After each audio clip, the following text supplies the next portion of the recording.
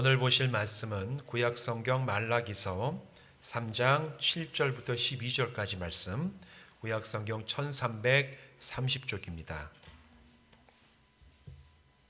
제가 읽겠습니다. 만군의 여호와가 이르노라. 너희 조상들의 날로부터 너희가 나의 규례를 떠나 지키지 아니하였도다. 그런즉 내게로 돌아오라. 그리하면 나도 너희에게로 돌아가리라 하였더니 너희가 이르기를 우리가 어떻게 하여야 돌아가리까 하는도다. 사람이 어찌 하나님의 것을 도둑질하겠느냐. 그러나 너희는 나의 것을 도둑질하고도 말하기를 우리가 어떻게 주의 것을 도둑질하였나이까 하는도다. 이는 곧 11조와 봉헌물이라. 너희 곧 온 나라가 나의 것을 도둑질하였으므로 너희가 저주를 받았느니라. 만군의 여호와가 이르노라.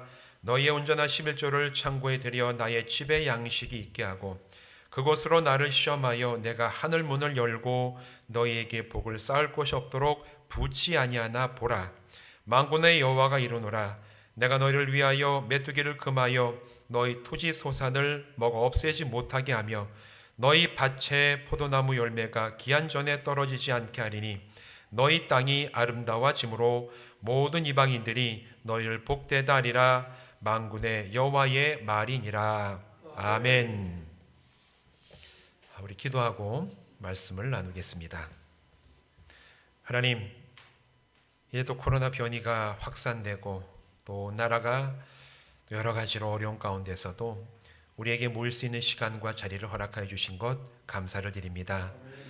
우리가 모일 때 최선 다해서 하나님을 찬송하고 기도하고 예배하는 저희가 되게 하셔서 모인 이 자리가 복되고 또 이제 말씀을 나누려고 하오니 성령님 이곳에 임하여 주셔서 주목하여 주심으로 오늘 이 말씀이 나를 향한 하나님의 말씀으로 우리 심령에 새겨지게 하시고 또 이 말씀이 삶에 적용되고 말씀의 열매를 맺어가는 능력의 말씀 되게 하여 주시옵소서.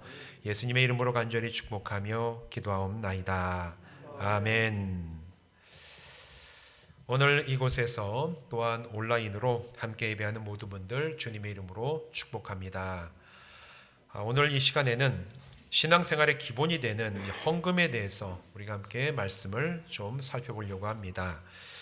제가 이제 올해까지 해서 햇수로는 이제 8년째 우리 교회 목회를 하게 됐죠. 만 7년이 지났어요, 지난달로. 그래서 이제 8년째 우리가 함께 신앙생활을 하고 있는데 시간 참 빨리 지나가죠.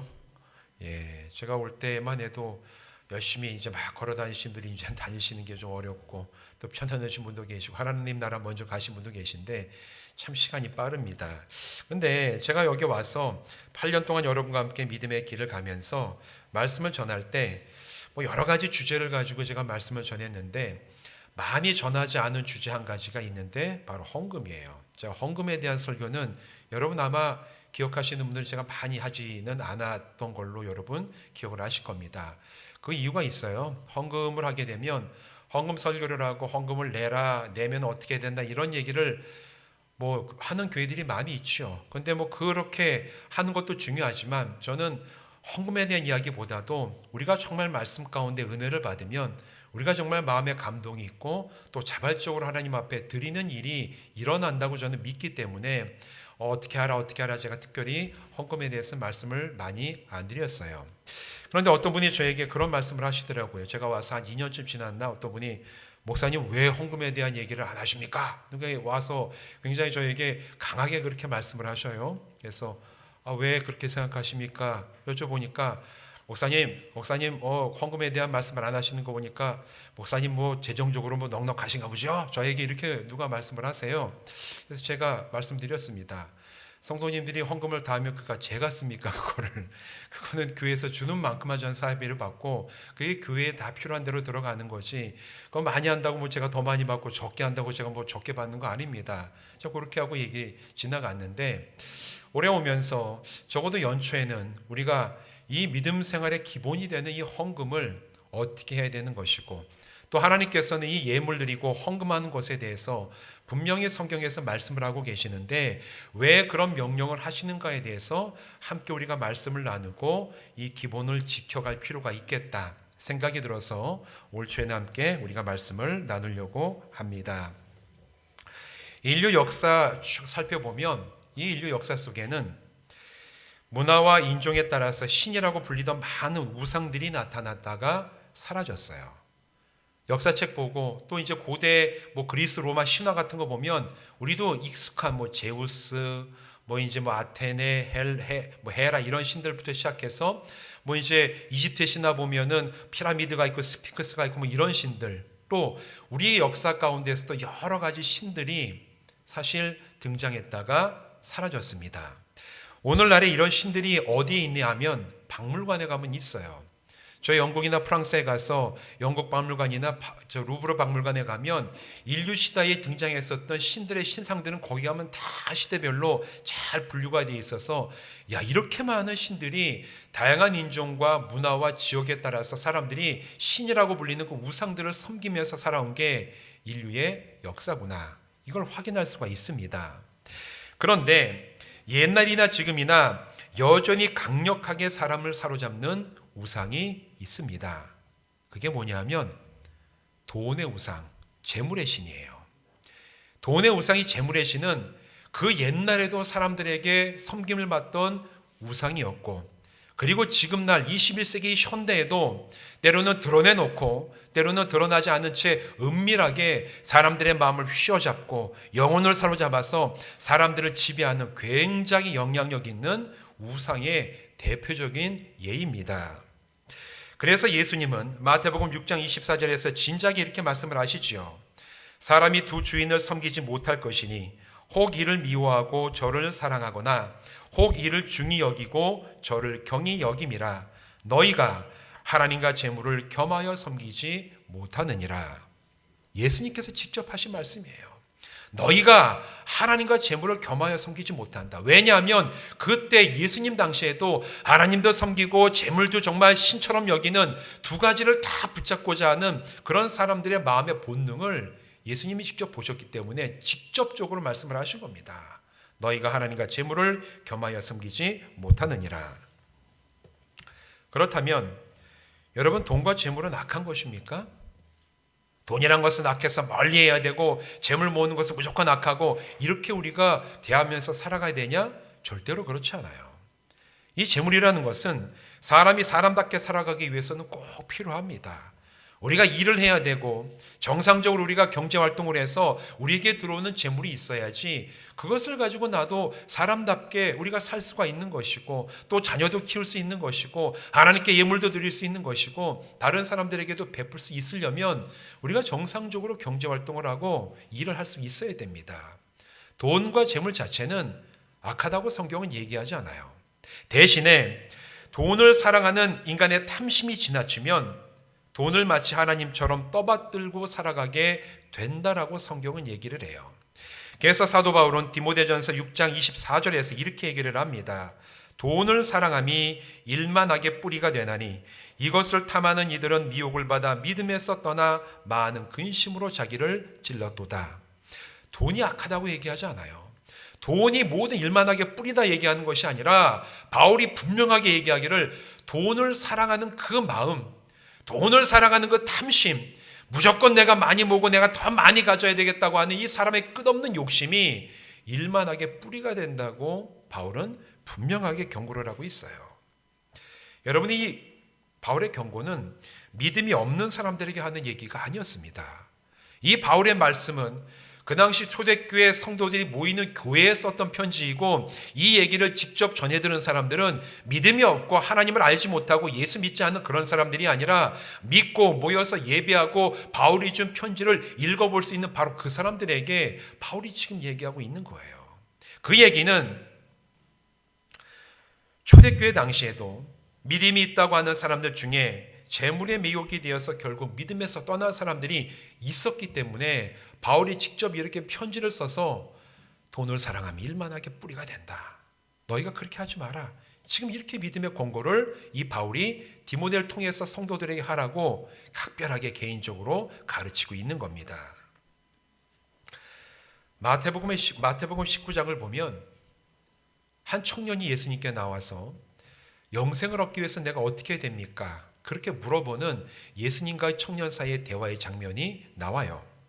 어느 날 예수님이 유대 지방에서 가르치시면서 다니실 때 한 청년이 예수님을 찾아 나와서 묻습니다. 선생님이여, 내가 무슨 선한 일을 하여야 영생을 얻으리까? 이 청년은 영생이 중요하다는 걸 알았어요. 그래서 이 영생을 좀 얻기 위해서 예수님께 나와서 어떻게 해야지 영생을 얻을 수 있습니까? 물어보았습니다. 예수님은 그 청년에게 모세가 일러준 계명을 잘 지켜라, 여러 가지 얘기를 하면서 마지막으로 이웃을 잘 사랑하라, 이렇게 그 계명에 대한 얘기를 하시면서 지키라고 얘기를 합니다.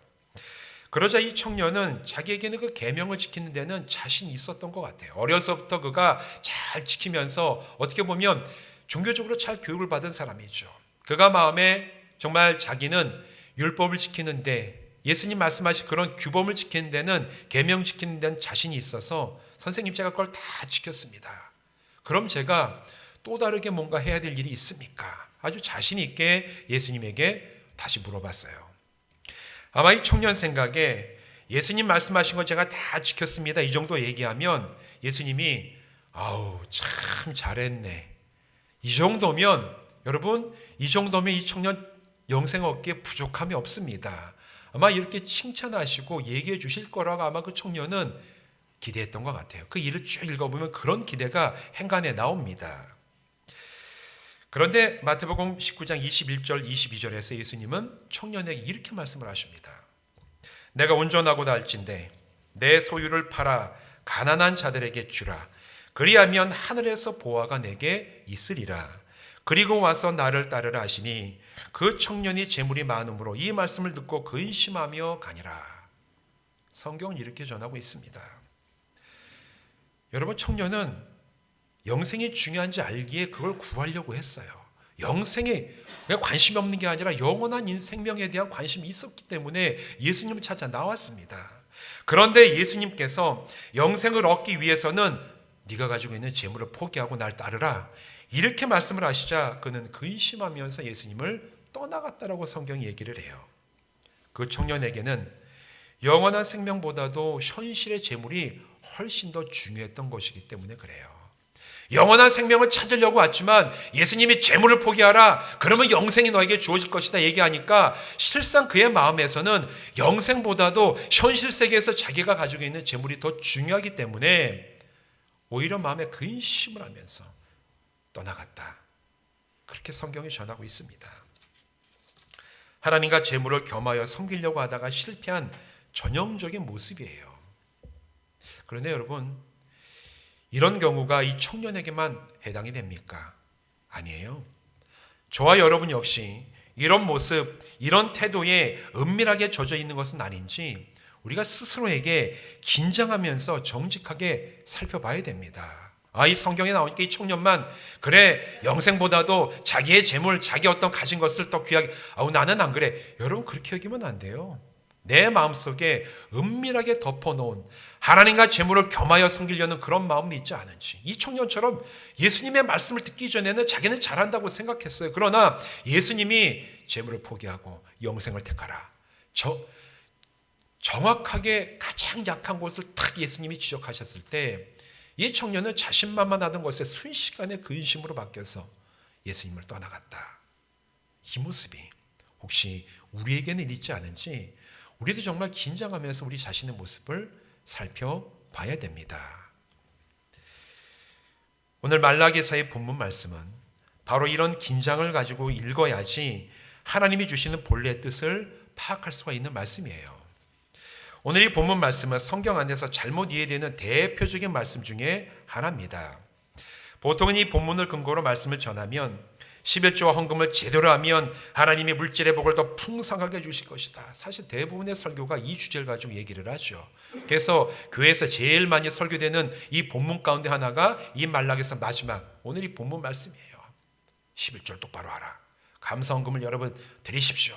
여러분이 많이 드리면 하나님께서 여러분에게 반드시 복을 주시고 여러분이 정말 풍성하게 하실 것입니다. 이런 설교 저도 참 많이 들어봤고 아마 여러분도 많이 들어보셨으리라고 제가 짐작을 합니다.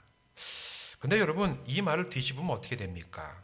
오늘 당신이 재정적으로 넉넉하지 못한 이유는 11조 헌금을 제대로 하지 않기 때문이라는 얘기도 돼요. 많이 하면 많이 주신다고 얘기하는 게 맞다면 적게 하는 사람은 그래서 적게 더 복을 받는다라는 겁니다. 여러분, 하나님이 헌금을 많이 하면 복을 더 많이 주시고 적게 헌금하는 사람은 복을 적게 주시는 분이십니까? 여러분 그렇게 생각하세요? 아니십니까? 뭐 대답은 안 하세요. 그냥 머리로 아니다. 이제 맞아요. 정답이죠. 뭐 제가 그렇게 물어보면 정답이 거기 있죠. 어디 있겠습니까? 만일 그런데 그런 식으로 생각하시는 분이 계시다면 그분은 하나님을 미신이나 무속신앙의 우상처럼 여기는 거예요. 내가 뭘 많이 내면 하나님 더 많이 복을 주시고 적게 내면 적게 복을 주신다. 이런 하나님으로 여러분 여기신다면 그 하나님은 성경이 말하는 하나님이 아닙니다. 여러분 점 쳐보신 분 계시죠? 예수 믿기 전에 저는 즐겨 갔습니다. 뭐 그런 분들 계실 텐데 저는 한 번도 가본 적이 없어요. 그런데 가면 어떤 일이 벌어지는 제가 많이 들어보고 책 봐서 압니다. 여러분 가보신 분들은 뭐 여기서 손 들고 제가 여쭤보진 않겠지만 점 치러 가면 왜 웃으세요? 점 치러 가면 5만 원 내면 5만 원짜리 점괘를 주죠. 아닙니까? 뭐 안 가보신 것처럼 얘기를 하세요. 제가 누구누구 아닌지 거의 알고 있는데 여러분 5만 원짜리 내면 5만 원짜리 점을 쳐주고 여러분 15만 원 내면 15만 원짜리 점괘가 나옵니다. 맞지요? 많이 X가 올라갈수록 점점 더 이렇게 자세해져요. 맨 처음에 뜬구름 잡는 식으로 5만 원 동쪽으로 가시오. 뭐 이렇게 하다가 15만 원, 5만 원, 10만 원 올리면 동쪽에가 누굴 만나시오. 이런 식으로 이게 X에 따라 가지고 복채를 더 많이 주면은 그 X만큼 점괘가 나와요. 맞죠? 저는 안 가봐도 압니다. 여러분, 네? 여러분 더 중요한 증언이 나왔습니다. 돈을 낸 거 이렇게 싹 본답니다. 이게 얼마짜리인가 이제 그거에 맞춰가지고 하려고. 예, 여러분 무당도 굿할 때 50만 원 내면 50만 원짜리 굿해줘요. 그리고 100만 원 내면 100만 원짜리 굿을 해주고 진짜 큰 무당들한테 굿 한번 하려면 1000만 원, 2000만 원 그냥 들어갑니다. 진짜로. 저 여기 우리 월악산 아래 가면 공이동 있잖아요. 공이동 가면 이제 굿당집이 있잖아요. 다 이렇게 그 신당이 있는데 거기도 가운교 목사님이 거기에서 목회하다 와가지고 거 굿하는 걸 많이 봤다고 얘기하더라고요. 오면 아주 큰 마을에 제사 지내게 되면 아주 마을 사람들이 다 이제 대동교에서 모아가지고 막 500, 1000씩 막 내놓으면 거기에 맞는 제 굿을 해준다고 얘기를 하더라고요. 우상은 그래요.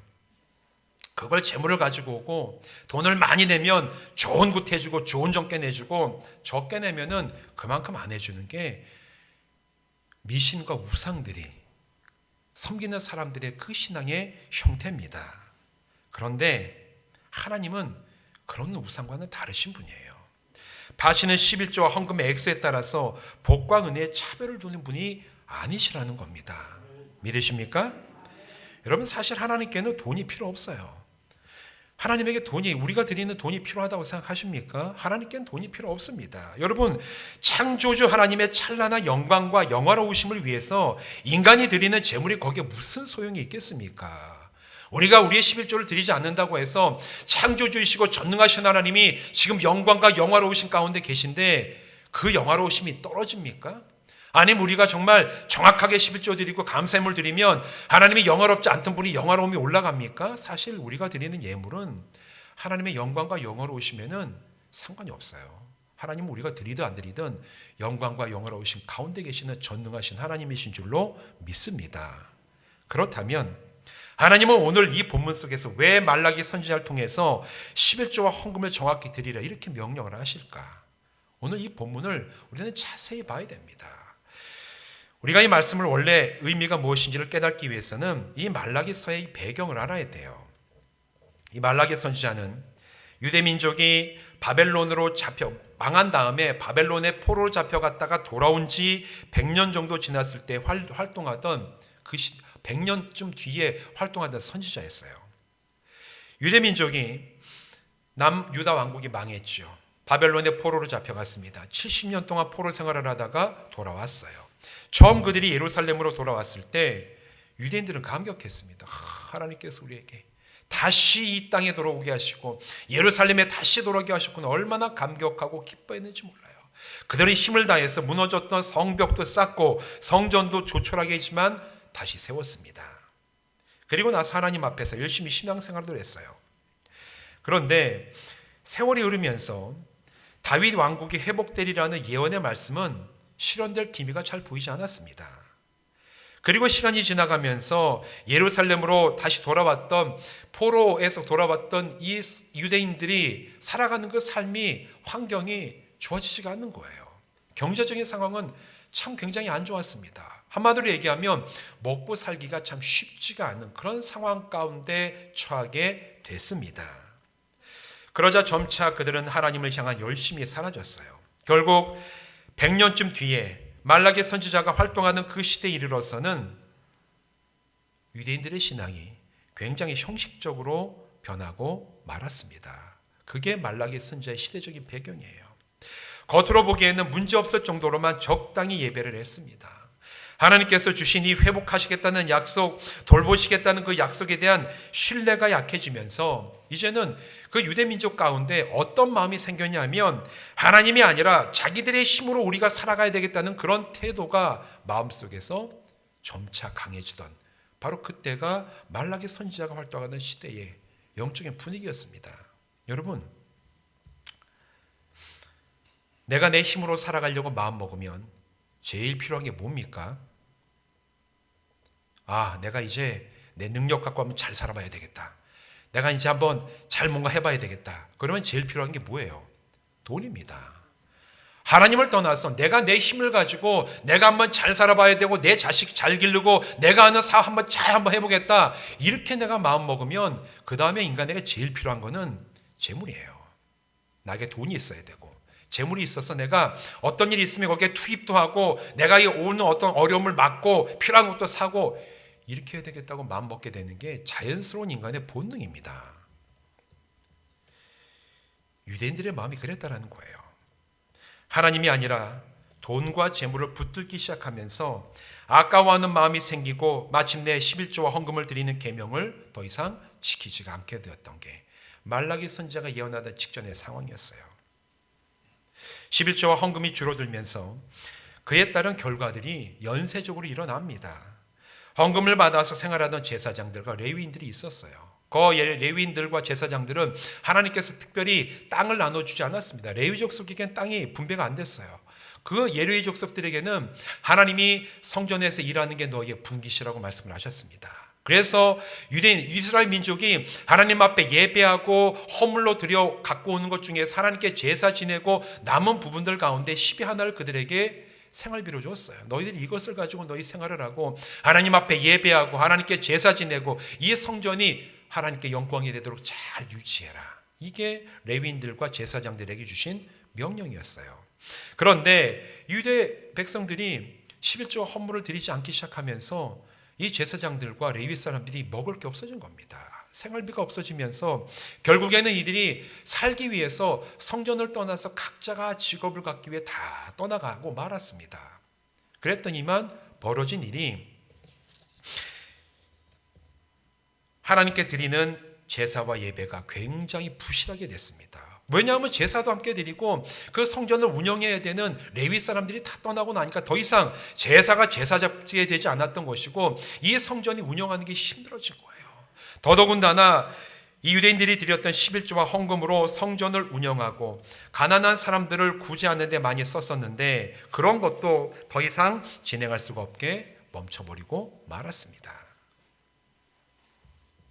하나님이 아니라 재물과 돈을 의지하는 은밀한 우상 숭배에 물들기 시작하면서 결국 예배하는 신앙 공동체, 또 서로 돌보고 아껴주고 세워주는 그런 이웃사랑이 멈추고 깨져버렸다는 거예요. 그래서 하나님께서는 8절 말씀에서 이렇게 얘기를 하십니다. 사람이 어찌 하나님의 것을 도둑질하겠느냐. 그러나 너희는 나의 것을 도둑질하고도 말하기를 우리가 어떻게 주의 것을 도둑질하였나이까 하는도다. 이는 곧 11조와 봉헌물이라. 여러분 분명히 아실 것은 이 말락에서는 축복해 주기 위해서 쓰는 예언서가 절대로 아닙니다. 너에게 11조와 봉헌물 내라. 그러면 내가 복을 주기, 이 얘기가 아니라 너희가 마땅히 해야 될 것, 너희가 돈을 섬기고 재물을 너희의 우상처럼 섬기면서 예배가 무너지고 성전이 그냥 문 닫게 되고, 그리고 너희가 드린 것을 통해서 가난한 사람들이 입을 것 먹을 것을 주는 그것이 멈췄는데 너희는 그게 아무렇지도 않다고 생각하냐?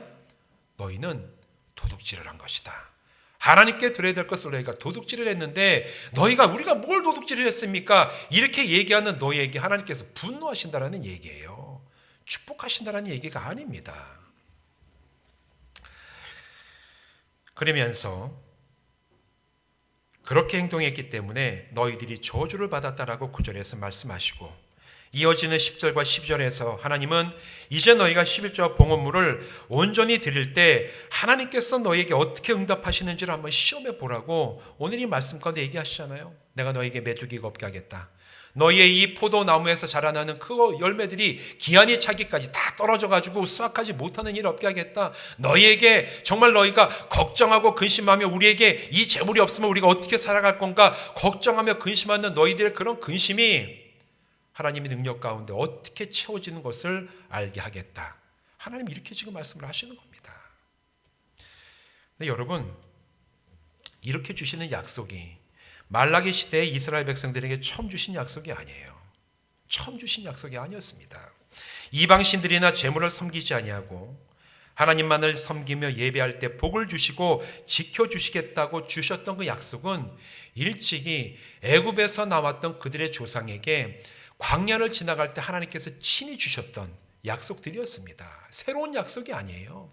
이 약속은 이미 하나님께서 백성들에게 주셨던 바로 옛날의 그 약속을 다시 한번 하나님께서 말씀을 하시는 겁니다. 그러면서 오늘 이 본문 말씀 7절부터 12절까지의 말씀은 너희들이 이제 이전에 주셨던 하나님의 약속을 정말로 신뢰한다면 너희가 생명처럼 아끼는 재물의 10의 하나와 감사의 예물을 하나님께 드리라는 명령입니다. 이미 주어진 하나님의 약속과 복을 받기에 합당한 믿음의 반응을 보이라는 명령이에요. 새롭게 주신 명령이 아니라 이미 너에게 주신 이 약속이 있는데 너희가 왜 믿지 못하고 하나님이 아니라 재물과 물질을 의지하느냐. 이제 너희는 하나님께서 이미 너에게 주셨던 그 약속을 붙잡고 믿으라. 그리고 그 믿음에 대한 반응으로 하나님 앞에 합당한 예물을 드려라. 바로 이것을 명령하시는 겁니다. 재물이 내 삶의 안전을 보장해 주는 것이 아니라 하나님만이 내 삶의 주인이심을 고백하고 표현하라는 그 명령이고, 그 믿음을 따라 드려진 11조와 헌금으로 예배를 세우고 가난한 자를 돕고 이 믿음의 공동체를 통해서 하나님의 뜻이 이루어지게 너희가 헌신하라는 하나님의 명령이에요. 여러분, 이렇게 볼 때 말라기에서 명령하는 이 11조와 헌금은 더 많은 물질의 복을 받는 수단과 통로가 절대로 아닙니다. 지금까지 이 말씀은 드려라.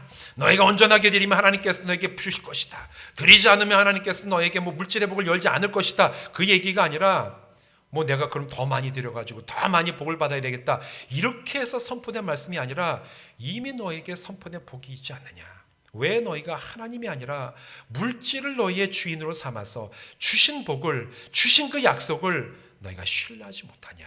신뢰하라.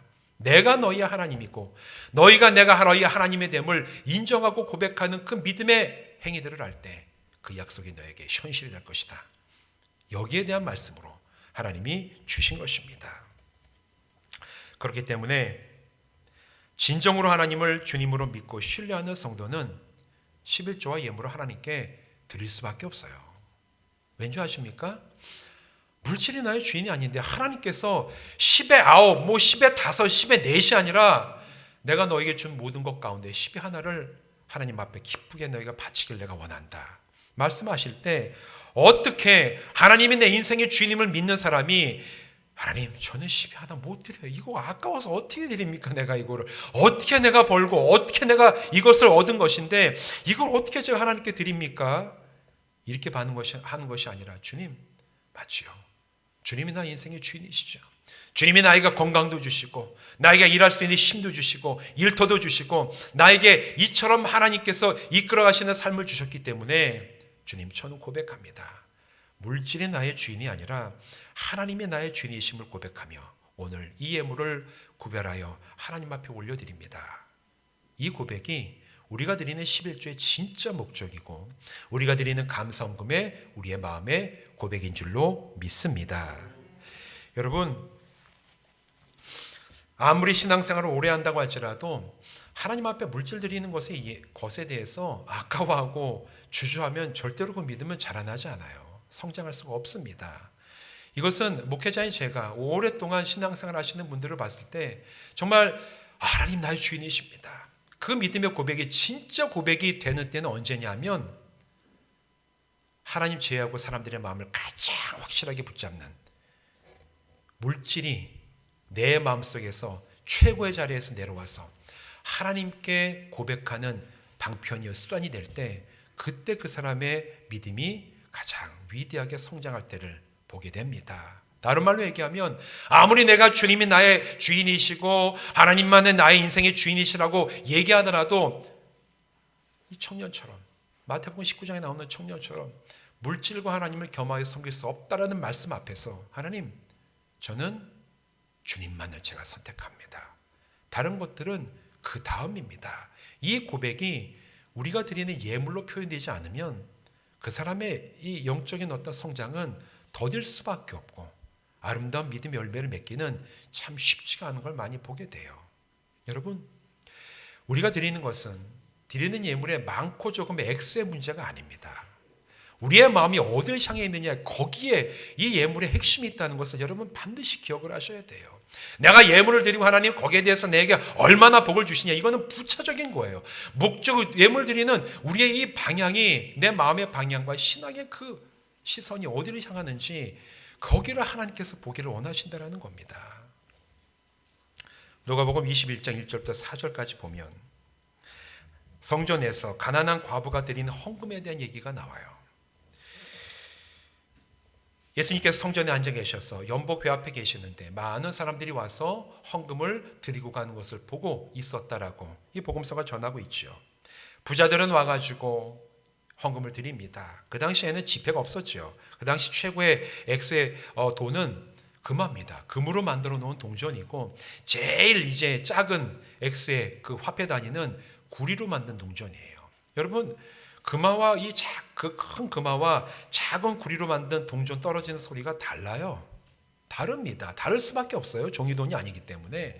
그래서 그 당시의 기록을 보면 부자들은 일부러 와가지고 아주 이 예물을 드릴 때 자기가 이 주머니에 남아가지고 딱 떨어뜨릴 때 아주 묵직한 소리가 날 수 있도록 아주 콕 소리 떨어뜨렸더라 라는 그런 기록들이 성전의 기록에 남아 있습니다. 그런 사람들이 와서 헌금을 쭉 하고 갔습니다. 그런데 그 사이에 홀로 살아간 한 여인이 나와서 자기가 가지고 있는 거 전부 그냥 뚝 떨구고 갑니다. 다 가고 난 다음에 예수님 말씀하시죠. 그들이 드렸던 헌금에 대해서 평가하시는데 오늘 드린 예물 가운데 홀로 사는 저 여인 가난한 과부가 와서 드린 예물이 가장 귀한 예물이다. 예수님께서 친히 거기에 대해서 칭찬을 하시면서 말씀을 하세요. 그런데 그 가난한 과부가 드린 액수까지도 나와 있습니다. 얼마냐 하면 2렙돈이라고 얘기를 합니다. 그 시대의 렙돈은 동전의 단위 중에 가장 작은 동전이 렙돈이었어요. 액수가 얼마냐 하면 하루의 품삯의 128분의 1이었습니다. 요즘으로 다시 환산을 하면 하루 일당이 10만 원이라고 하면 1렙돈은 800원이에요. 800원 정도 되는 그런 액면 가치가 있는 제일 작은 동전 2개. 요즘으로 하면 1600원을 성전에 이 헌금함에 와서 넣고 그 여인이 간 거예요. 여러분, 이 액수가 얼마나 작습니까? 그런데 예수님께서는 그 여인의 그 액수를, 그 헌금을 보시면서 칭찬하시면서 정말 그 여인이 가장 많은 것을 했다, 그렇게 말씀을 하세요. 누가복음 21장 3절 4절에서 예수님 말씀 이렇게 기록을 하고 있습니다. 이르시되 내가 참으로 너에게 말하노니 이 가난한 과부가 다른 모든 사람보다 많이 넣었도다. 저들은 그 풍족한 중에 헌금을 넣었거니와 이 과부는 그 가난한 중에서 자기가 가지고 있는 생활비 전부를 넣었느니라 하시니라. 여러분, 이 2렙돈, 요즘으로 치면 1600원은 적은 금액이지만 그 여인이 살기 위해서 꼭 필요한 돈이었습니다. 그러나 하나님께 예물을 드리고 싶었던 이 가난한 이 과부는 작은 액수지만 자기가 가지고 있는 전부를 하나님을 향한 신뢰와 감사와 헌신으로 그 연복의 안에 넣었던 거예요. 사람이 보기에는 이게 별거 아니죠. 요즘 말로 얘기하면 1,600원을 주일학교에도 와서 할 수 있는 헌금이 그 정도밖에 안 되는데, 많은 사람들이 그냥 철커덩하면서 그 말을 넣고 가는 뭐 그런 이 중에 작은 돈 2잎을 넣고 간 것에 대해서 오히려 예수님은 그 여인이 제일 많이 헌금을 했다 말씀을 하신 이유는 액수를 가지고 말씀하신 게 아니라 그 사람의 마음과 중심을 보시고 칭찬하셨던 것을 우리는 기억을 해야 돼요. 여러분, 그 여인이 하나님께 드린 예물, 그때 그 마음과 그 영혼이 오늘 하나님께 예물을 드리는 우리의 마음과 중심이 되기를 주님의 이름으로 축원드립니다. 사랑하는 성도 여러분, 이제 우리는 온전한 11조 헌금을 하나님 앞에 드림으로 하나님을 향한 우리의 믿음과 신뢰와 감사를 정말 주님이 기뻐하시는 표현으로 드리시기를 바랍니다. 살아계신 하나님이 일찍이 믿는 자들에게 주셨던 이 복된 약속이 오늘 이스라엘 이 백성들에게도 주어졌고 우리들에게도 주어졌어요. 새롭게 너에게 헌금 많이 하면 복 주시겠다, 그런 약속이 아니라 이미 성경 가운데 우리에게 주신 약속들이 주어졌습니다. 그리고 그 약속을 하나님께서 신실하게 이루어 가실 것을 내가 믿기 때문에 우리는 기쁨을 가지고 하나님 앞에 감사와 신뢰 예물을 드려야 됩니다. 또한 주님께 우리가 기쁨으로 이 예물을 드릴 때 그로 인해서 우리의 믿음이 더욱 단단해지고 우리가 드려지는 예물을 가지고 우리의 교회가 정말 아름답게 주님 앞에서 예배하는 믿음의 공동체가 되게 하고, 또 우리가 드려진 예물이 쓰이는 것을 통하여 우리의 교회를 통하여 이 믿음의 공동체를 통하여 하나님의 뜻이 아름답게 이루어지는 놀라운 믿음의 역사가 하나님 이곳에서 이루어지게 하여 주시옵소서. 간구하며 헌신할 때 참된 예물의 드림이 우리를 통해서 이루어질 줄로 믿습니다. 이 믿음을 가지고 하나님 앞에 드리라. 하나님이 기뻐하신다. 이 믿음을 가지고 온전한 11조와 감사물을 주님께 드림으로 믿음의 분량을 잘 감당하며 나가는 성도들 되시기를 주님의 이름으로 부탁드립니다. 기도하시겠습니다.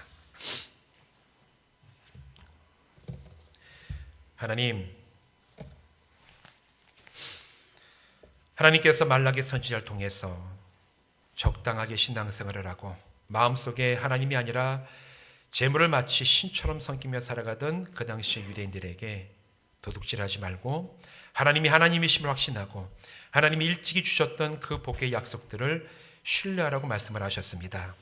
하나님 그 약속을 표현하는 것은 주님 하나님께서 주신 물질 가운데 요리 하나와 또한 감사함으로 온전히 드리는 것이라고 말씀하셨사오니 이 시대 우리들에게도 동일한 약속과 복을 주셨습니다. 우리가 그것을 믿음으로 하나님 앞에 동일한 예물을 드리게 하시되 온전하게 드림으로 하나님께 정말 우리가 온전한 믿음이 깊어지게 되는 저희들 되게 하여 주시옵시고, 드리는 예물을 통하여 하나님의 놀라우신 섭리와 뜻이 이루어지고 또 우리 믿음의 공동체의 예배와 정말 사랑함의 모든 행동들이 온전히 세워지는 교회가 되게 하여 주시옵소서. 예수님의 이름으로 간절히 축복하며 기도하옵나이다. 아멘.